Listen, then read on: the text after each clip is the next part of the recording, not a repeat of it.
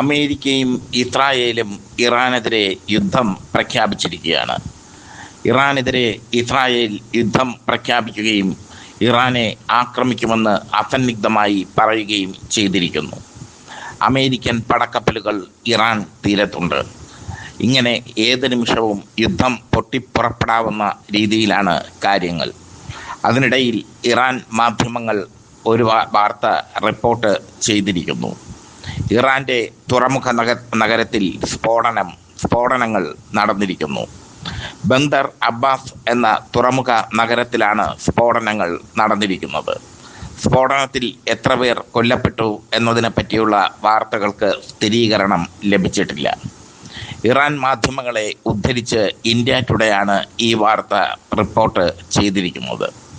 ഇറാനിൽ ഉടനീളം മൊസാദിൻ്റെ ചാരന്മാരുണ്ട്. അവരാണ് ഇറാനിലെ ആഭ്യന്തര കലാപത്തിന് നേതൃത്വം നൽകിയത്.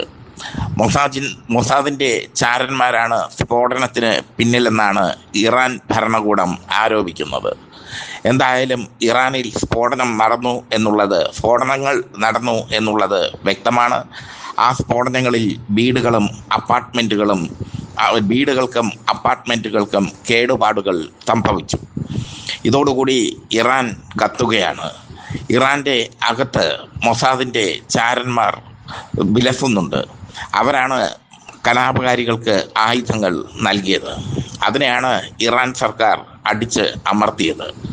അതിനിടയിൽ സൗദിയുടെ നിലപാടും ശ്രദ്ധേയമാകുന്നു.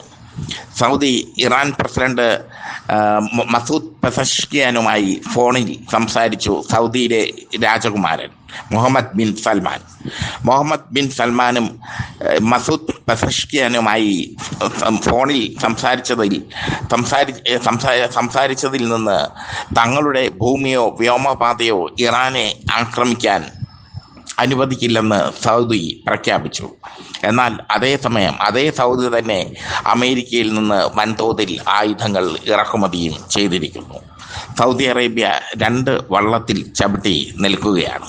ഒരു വശത്ത് തങ്ങളുടെ ഭൂമിയോ വ്യോമപാതയോ ഇറാനെ ആക്രമിക്കാൻ അനുവദിക്കില്ല എന്ന് പ്രഖ്യാപിക്കുമ്പോൾ മറുവശത്ത് അമേരിക്കയിൽ നിന്ന് ആയുധങ്ങൾ ഇറക്കുമതി ചെയ്യുക എന്ന വിരോധ ആഭാസം ഇതാണ് സൗദി കാണിച്ചിരിക്കുന്നത്. അതേസമയം ബഹ്റൈൻ ശക്തമായ ഒരു നിലപാട് UAE ശക്തമായ ഒരു നിലപാട് എടുത്തിരിക്കുന്നു. തങ്ങളുടെ ഭൂമിയും വ്യോമപാതയും ഇറാനെ ആക്രമിക്കാൻ അനുവദിക്കില്ല. തങ്ങളുടെ സൈനിക താവളങ്ങളിൽ നിന്ന് തങ്ങളുടെ രാജ്യത്തുള്ള അമേരിക്കൻ സൈനിക താവളങ്ങളിൽ നിന്ന് ഇറാനെ ആക്രമിക്കാൻ അനുവദിക്കില്ല. ബഹ്റൈനും ഇതേ നിലപാട് തന്നെയാണ് എടുത്തിരിക്കുന്നത്. എന്തായാലും യുദ്ധം ഏത് നിമിഷവും പൊട്ടിപ്പുറപ്പെടാം എന്ന സാഹചര്യമാണ് ഇപ്പോൾ ഉള്ളത്. അതിനിടയിലാണ് എരുതിയിൽ എണ്ണ ഒഴിക്കുന്നത് പോലെ ഇറാനിൽ സ്ഫോടനങ്ങൾ നടന്നിരിക്കുന്നത്. ഇറാൻ തങ്ങളുടെ ജനതയ്ക്ക് ഷെൽട്ടറുകൾ തുറന്നു കൊടുത്തു. ഭക്ഷണങ്ങൾ യുദ്ധമുണ്ടായാൽ ഷെൽട്ടറുകളിൽ അഭയം തേടാനും അവിടെ ഭക്ഷണങ്ങൾ ഒരുക്കിയിട്ടുണ്ടെന്നും ഇറാൻ ഭരണകൂടം അറിയിച്ചിട്ടുണ്ട്. ഇറാൻ തയ്യാറെടുത്ത് തന്നെ നിൽക്കുകയാണ്. വലിയൊരു യുദ്ധം ഏത് നിമിഷവും പൊട്ടിപ്പുറപ്പെടാം. ഇറാനെ പെട്ടെന്ന് കീഴടക്കാൻ അമേരിക്കയ്ക്കും ഇസ്രായേലിനും കഴിയില്ല എന്നത് തീർച്ചയാണ്. ഇതാണ് ഇപ്പോഴത്തെ യുദ്ധ സാഹചര്യം. ബന്ദർ അബ്ബാസിൽ നടന്ന സ്ഫോടനങ്ങളെക്കുറിച്ച് നിരീക്ഷിച്ചു വരികയാണെന്നാണ് ഇറാൻ ഭരണകൂടം പറയുന്നത്. മൊസാദിൻ്റെ ചാരന്മാരാണ് സ്ഫോടനം നടത്തിയത് എന്ന നിഗമനത്തിലാണ് ഇറാൻ ഭരണകൂടം. ഈ സ്ഫോടനത്തിന് തിരിച്ചടിയായി ഇറാൻ ഇസ്രായേലിനെ ആക്രമിക്കുമോ എന്നുള്ളതും ഇനി കണ്ടറിയേണ്ട കാര്യമാണ്. ഇറാൻ ആദ്യം ആക്രമണം തുടങ്ങുമോ അതോ ഇസ്രായേൽ ആക്രമണം തുടങ്ങുമോ എന്നുള്ളതിനെക്കുറിച്ചുള്ള ചർച്ചകളാണ് ലോകത്ത് നടന്നു വരുന്നത്. അതോ അമേരിക്ക ആക്രമണം തുടങ്ങുമോ?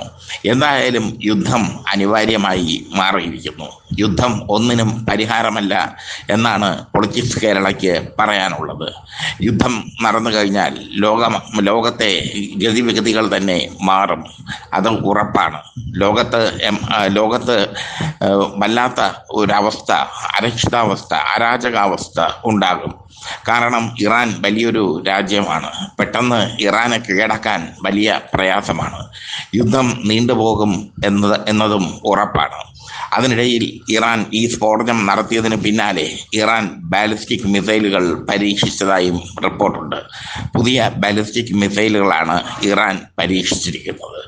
ചുരുക്കത്തിൽ എന്തിനും തയ്യാറായി, അല്ലെങ്കിൽ യുദ്ധത്തിന് തയ്യാറായി ഇറാൻ നിൽക്കുകയാണ്. എരുതിയിൽ എണ്ണ ഒഴിക്കുന്നത് പോലെ സ്ഫോടനങ്ങളും നടന്നിരിക്കുന്നു.